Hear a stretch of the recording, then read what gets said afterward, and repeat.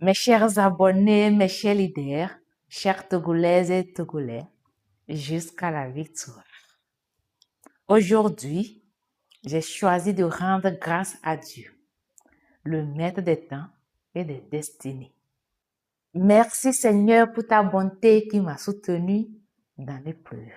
Merci pour ta main qui m'a gardé en vie là où la mort rôdait. Merci pour ta lumière qui n'a cessé jamais de briller dans l'obscurité de la prison. Si je suis debout aujourd'hui, ce n'est ni par ma force, ni par ma volonté, mais par ta grâce souveraine. Je prie, ô Dieu de justice et de compassion, de veiller sur tous les prisonniers politiques encore détenus. Vois leurs chaînes, entends leurs cris étouffés et sur les larmes de leur famille. Que ta miséricorde touche les cœurs. Que la vérité triomphe et que la liberté leur soit rendue. Certains ne verront plus l'aurore terrestre, mais qu'ils reposent dans ta paix et que leur sacrifice ne soit pas vain. Le 31 décembre, j'ai été libérée au nom d'une prétendue clémence présidentielle après l'arrestation et la détention arbitraire, la torture et les actes inhumains. En prison, j'ai découvert l'injustice dans sa nudité cruelle. J'y ai vu les êtres humains brisés, oubliés, sacrifiés. J'y ai vu aussi des impostures, c'est-à-dire des voix qui prétendent parler au nom du peuple, mais en réalité, ne servent que leurs intérêts. J'y ai surtout vu un peuple terrorisé, un peuple réduit au silence par la peur savamment entretenue. Pourtant, j'ai vu des Togolais pleurer pour moi. J'ai senti la douleur collective, mais aussi l'espérance fragile qui refuse de mourir. Et c'est là que j'ai compris. Ah oui, c'est là que j'ai compris que ce régime a frappé fort en semant la peur, la terreur. Mais la peur elle-même est un aveu de faiblesse. La peur est le dernier rempart de ceux qui savent qu'ils ont perdu la légitimité. Je remercie la population togolaise pour sa mobilisation, pour sa prière, chaque pensée, chaque murmure de soutien.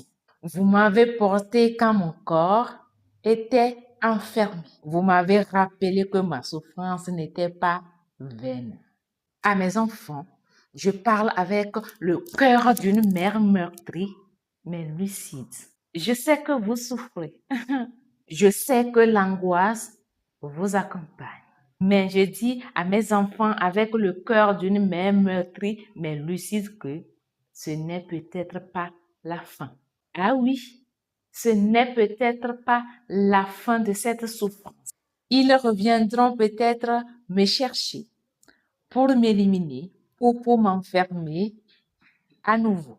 Mais sachez-le, ce que je vis, ce que votre maman vit aujourd'hui est le prix à payer pour que demain vous vivez dans un Togo où votre voix compte. Je ne suis pas une martyre vivante et je ne me fais pas une martyre vivante. Je suis qu'une simple femme, qu'une Togolaise qui fait sa part. À chaque époque, son combat et à chaque combat, ses guerriers. Je ne fais que faire ma part. Jésus-Christ, notre Sauveur, a fait sa part. Nos ancêtres, nos parents, nos aînés ont fait leur part, souvent sans jamais voir l'aurore.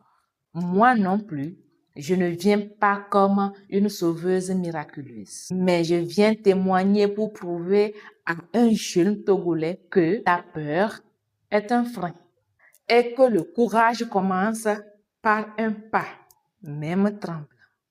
À mes compatriotes qui ont changé de ligne, je ne vous juge pas. Nous seuls savons ce que nous avons traversé. Mon souhait n'est pas de vous condamner, mais de vous revoir debout, réconcilié avec votre conscience. À ceux qui vocifèrent au nom du peuple par pure hypocrisie, je n'ai qu'un mot. À vos consciences. Ah oui, à vos consciences. L'histoire est patiente, mais elle est implacable. À la jeunesse togolaise, je vous supplie, lisez, formez-vous, cherchez à comprendre le monde, la géopolitique et surtout les mécanismes de domination et de libération. On ne s'engage durablement pas dans l'ignorance. Le savoir est une arme redoutable mais pacifique. Aux Togolais de la diaspora, unissez-vous. Unissez-vous non pas pour des intérêts personnels, mais pour l'intérêt commun, le Togo. À nos dirigeants, du président au plus petit responsable, écoutez la population. Le Togolais crie, hurle, supplie à travers son silence. Le silence n'est pas un consentement. C'est souvent le dernier refuge. Ah oui, ce silence des Togolais est le dernier refuge. À nos magistrats, cessez de protéger le fauteuil d'un puissant. Ah oui, cessez de protéger le fauteuil du puissant. Je vous rappelle que la justice n'est pas un service rendu au pouvoir.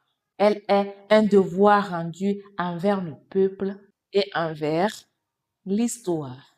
Je n'écris pas ces lignes pour me dresser en héroïne. J'écris parce que j'ai fait un vœu de sacrifice. Prison, persécution, voire mort, je sais que cela rime avec la politique dans notre pays. Ah oui, la prison, la persécution, la mort riment avec la politique au Togo. Mais je refuse que la peur dicte ma vie. Togolais d'ici et d'ailleurs, je laisse ce message simple et exigeant. Que l'amour couronne tout ce que vous faites. Car sans l'amour pour le peuple, il n'y a pas de politique juste. Sans vérité, il n'y a pas de paix. Et sans courage, il n'y aura jamais de Togo nouveau. Le courage n'est pas d'agir sans la peur, mais c'est d'agir en dépassant la peur. Je fais ma part. Que chaque Togolais fasse sa part. Le Togo de demain, passons. Togolais, viens, bâtissons la cité.